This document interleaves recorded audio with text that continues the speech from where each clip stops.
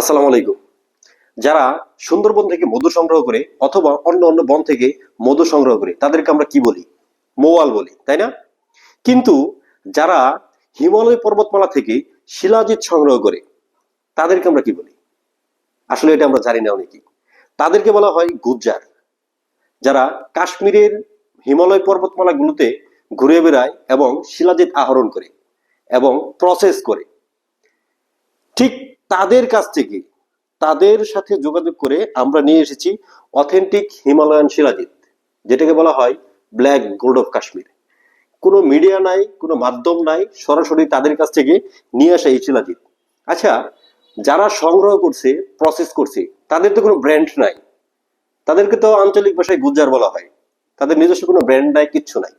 তো ঠিক তাদের কাছ থেকে এই শিলাজিৎ টানার পর আমরা নিজেদের লেভেলে ব্র্যান্ডিং করছি এবং বাংলাদেশ মার্কেটে বিক্রি করতেছি।